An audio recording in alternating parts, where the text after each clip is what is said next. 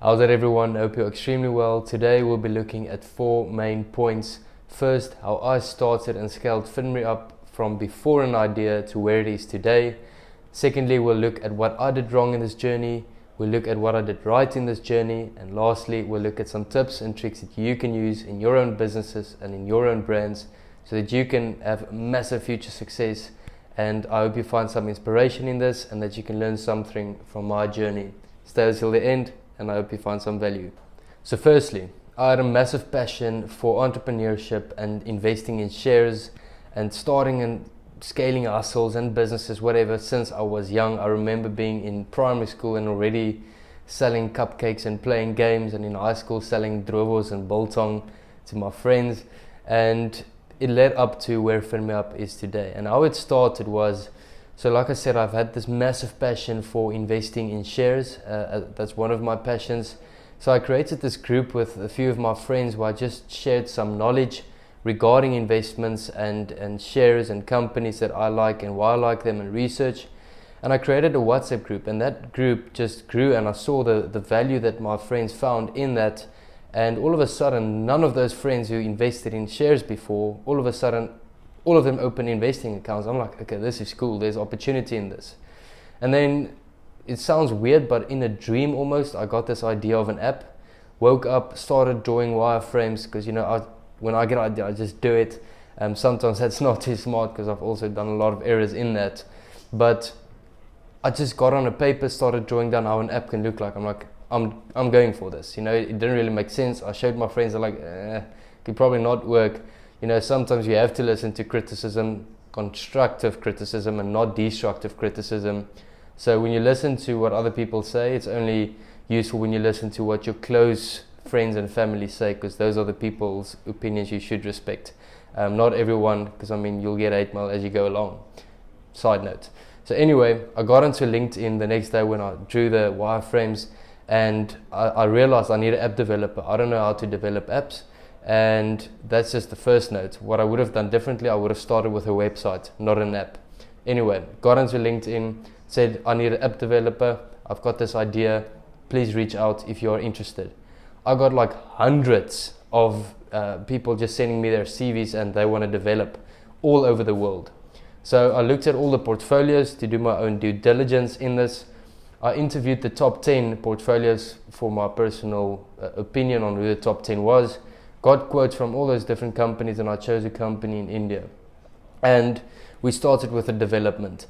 It went fast. It was way cheaper than in South Africa. But at the end, now we're doing a replatforming, and we'll get into that a bit later. Anyway, we did the wireframes together. We developed the app. We launched, and we started to scale. The development time was just north of 8 months. So development takes time. And if you rush things, the quality might be lower. So don't always rush things. That's a lesson I definitely learned. And we launched, and we just scaled. And I remember flying to a company called Easy Equities, and I just said, listen, I remember on LinkedIn, I DM'd the CEO, and I said, we need to meet. I met with their chief marketing officer, and at the end of the day, from that was before the app even launched, we landed a partnership with them. And it's all about taking the chances, reaching out to people. So a tip, LinkedIn is powerful, trust me. So we partnered, and I remember writing blogs for them, and I did so much. I did all the effort I could do to get free marketing for FinMeUp, even before we launched. We scaled. I remember it wasn't long before we got to 1,000 users, which was our first milestone. And one thing that really stood out was do things that don't scale, and that's from Brian Chesky from Airbnb.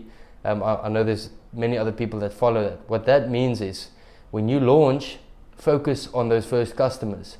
You only need a few fans to make your business successful. So I remember I just DM'd some of our users, and I asked them, listen here, can we have a session?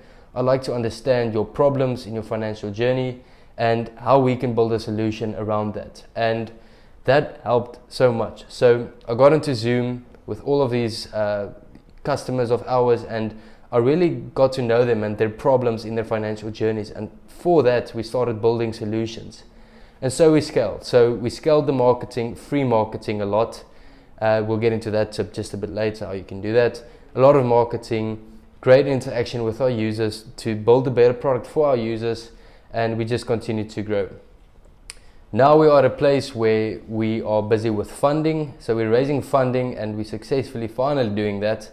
It's when it comes to funding in a startup, especially in South Africa, or in countries where the funding is not that amazing like it is in the US.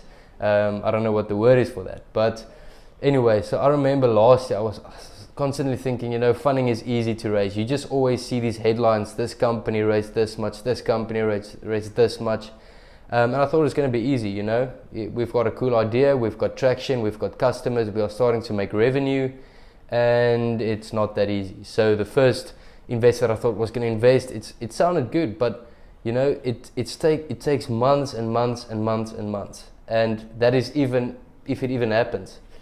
So I just continued looking for funding, looking to execute the app, expand the app, and we started hiring employees, and this is all self-funded till where we are now. And you know, that really bites out of your own stress, because you funding this with your own money. And that's another lesson. So if you want to start your own business, make sure you have enough resources, whether it's your own or somebody else, to give you some runway, because funding takes time.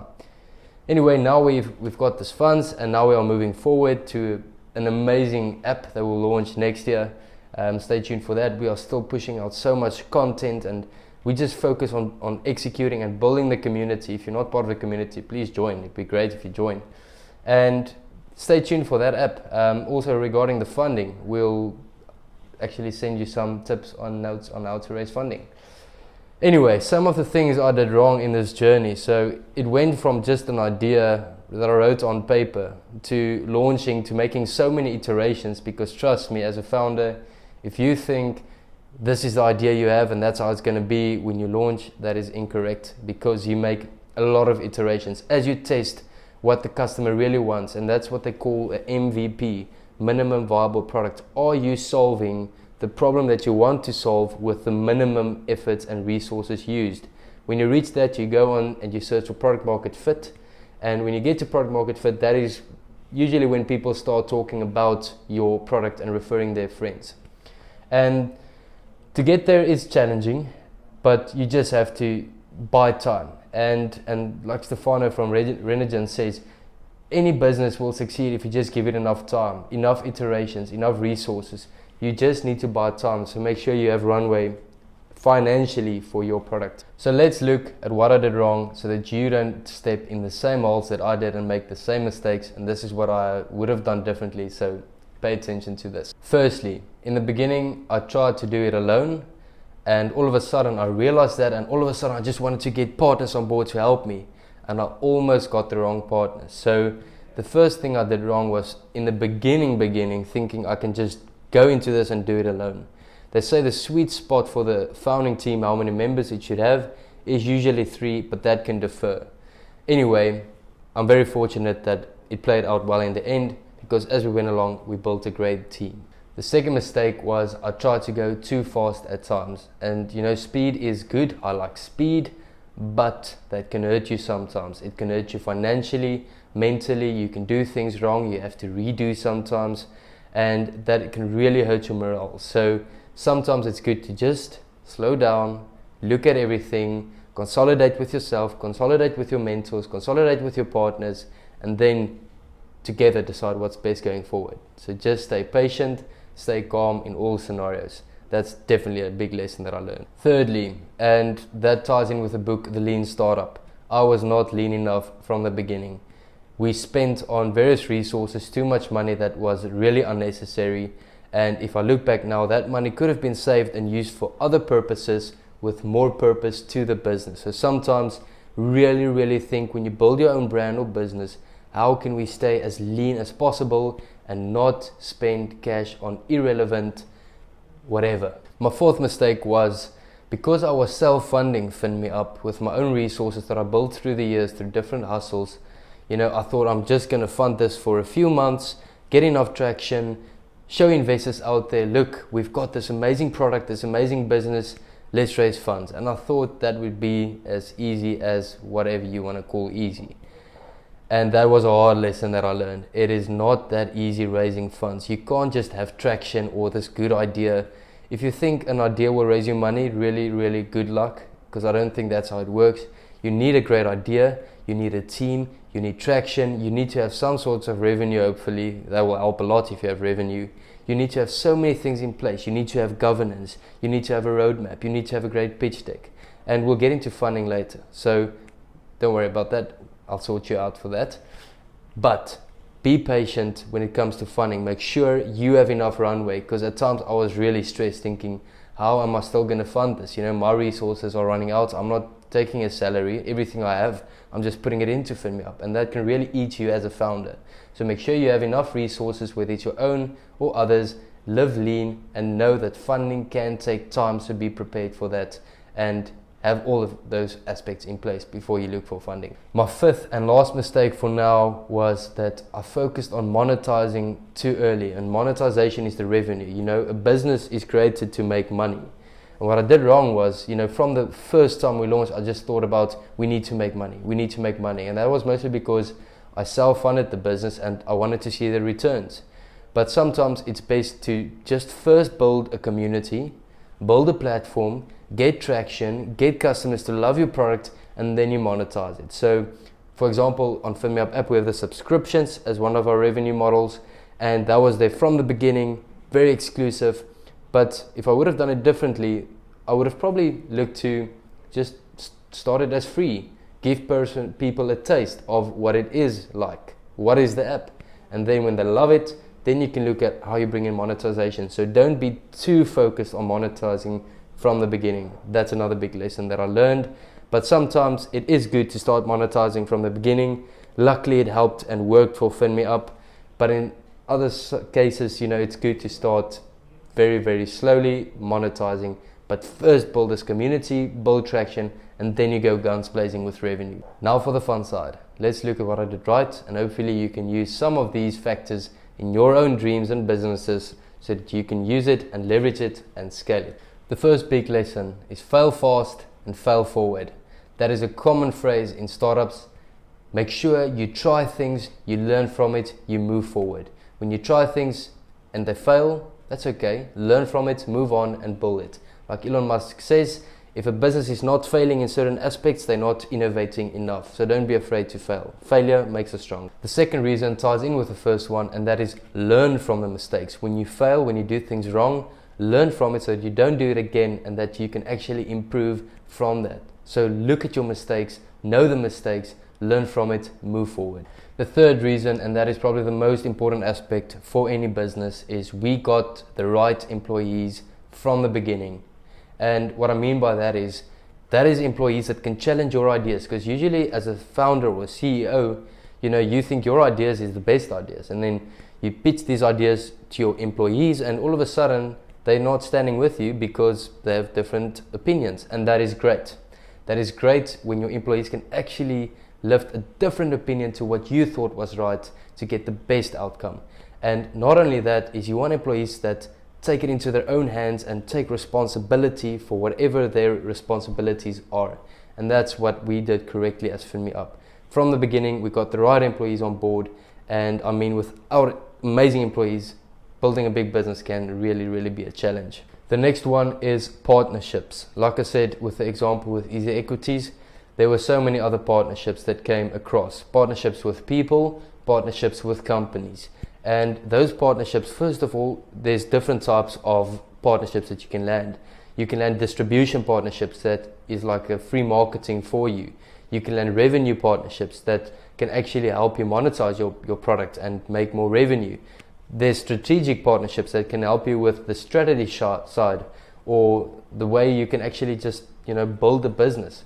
And we did that correctly. We managed to partner with great companies and great people to help us grow to where we are now. So look for partnerships, whether it is other influencers if you are an influencer, or whether it's other brands when you are a brand. No matter what it is, look for companies or brands that are in the same industry as you are, and see how you can partner that benefit both sides and work forward from there. The next one is that we've been loading lots and lots of content. If you go onto our YouTube channel or our Twitter or Instagram or anywhere on the internet, on the app, on the website, you'll see that we've been loading a lot of content. And why does that help? As any type of brand, if you load content onto the internet, there's a thing called algorithms. And those algorithms, they are just crawling on the internet, looking for quality content. And if you publish quality content on any social media platform, you will be rewarded with more followers, more traction, more people in your community. And just for that, YouTube for anyone is a great way to free market your product. Find a niche and then you just go for it. And trust me, your first video you'll think is extremely cringe. I've been there. And you learn from it, you move forward, and you build great traction just from free resources. Free marketing is the best kind of marketing, trust me, because you don't spend anything, but you get something out of it. So YouTube and social media is a great way to build your community. Load content. Then we move on to another big important note, and that is customer centricity. If you ask Jeff Bezos why he's so successful or why Amazon is so successful, he'll tell you one big reason, and that is customer centricity. Always making sure that your audience, your customers, are satisfied, that they are happy, that they love your product, and that you can deliver as much value as possible. If you create value for your customer will return, and also your customer will refer your product to your friends. So no matter what, if you're a musician, whether you are an artist that paints, whether you are a business or a brand, if you add value to your customers or to your audience, they will reward you. So add value to your customers and focus on what are their needs and their wants. The next one is the easy one. We chose the right name. So many times we see brands that put a limit to their brand when they, let's say for example, you call it whiteboard boards, and then it just limits you to boards. Where, I don't know if you've seen the movie The Founder, that the guy said, why did you go after McDonald's? The guy that actually took over McDonald's and scaled it to where it is now. And he basically said it was the name, McDonald's. So if you can create a great name for your business that's easy to pronounce, easy to spell, could probably help a lot. And the last one is for everyone. And without doing this thing right, FinMeUp would not have existed. And that is, I just did it. I think so many times we get distracted by criticism or the fear of failure, and that is just rubbish, because in business you either win or you learn. If you win, your business is successful and that's great. If you fail, you learn. And in failure and in learning important lessons, it helps us move forward, equips us for future successes. I have so many regrets, even from my past, where I was so close to launching a business and I had this idea, and now when I look back, I should have just done it. But it was whether it was a lack of resources, whether it was a fear of failure, whatever it was, or just being lazy even. It's always good to just try. Try as hard as you can, and as Elon Musk says, take risks now. Especially when you're young, you know, it's always going to get harder and harder and harder to take risks. So why wait? But always be due diligent though. So in conclusion, here are some tips and tricks that you can use in ramping up your business or brand or dream. The first one is you have to put yourself out there. On social media, if you want to build a brand, you have to take actions, and you have to take that leap of faith where you have to put yourself out there. And I know it can be really difficult because we are all a bit scared of judgment, and trust me, I've been there. I've got hate mail in my life, trust me. So just put yourself out there. I mean, what's the worst that can happen? And always stay true to your brand. And that's an important lesson. Stay true to your brand, put yourself out there, and only listen to constructive criticism, not destructive criticism. Secondly, stay lean. Be lean, start lean. Lean. Go read the book, The Lean Startup. It's all about only using the resources you have. Thirdly, chase product market fit. That is when people start referring their friends to you. Deliver a great product that people love, that they can't live without, and you will be successful. Chase product market fit, that you really know your product is a solution to the problem you want to solve or the need you want to fill. Because where there's a problem or a need to be filled, there's opportunity. Find that opportunity and solve that opportunity. Then build a community, build a brand that people want to follow, that people want to associate with, that people want to feel a part of. And the way you do that is through providing a platform for people to connect. So once again, put yourself out there, build your brand, and stay true to your brand, and let other people form part of that brand. Then funding takes time. If you need funding for your venture, trust me, it takes time, so be prepared for it. Build enough resources, whether it's your own or others. Don't always be afraid of dilution in your shares. So if you need to get outside resources, it's always a good option to consider to scale your business or your brand. This one is crucial. You have to understand your business inside out. You have to understand the product, the roadmap, the suppliers, the customers, the strengths, the weaknesses, the retention rates, the opportunity, the list goes on. But you have to understand everything about your business. Every day you should spend a little bit of time understanding your business better and better. Your vision especially. Write down your vision and really question that vision and ask yourself that vision, so that when you move forward and have to make big decisions, you've got the backing of your own vision to help you make decisions and to push the company forward. Understand your business. Second last, just start. Why are you waiting? And then the last one, learn, adapt, and grow. We see so many companies fail because they struggle to learn and adapt. For example, the movie industry. Nobody's going to theaters, then Netflix come in, and that is where disruption comes in. Learn from your mistakes, learn from others, learn from your customers, learn from your mentors, learn from your competitors. Learn wherever you can and adapt and grow. If you continuously innovate, I mean, that's basically what that phrase is. It gives you opportunity to stay ahead and stay in front and move forward. Learn, adapt, and grow. If you found this video useful, please consider liking, subscribing, and also let me know in the comments if you have a business, what worked for you, what did you do wrong. That's the way we can learn from each other, to see what we did wrong in our journey so that others won't do the same mistakes and we can grow. Let me know what you did wrong in your business, what you did right in your business, any tips or tricks that you found, and what other topics you want to cover. If any of those touch you, I hope you have a great day. Stay tuned for more. Cheers.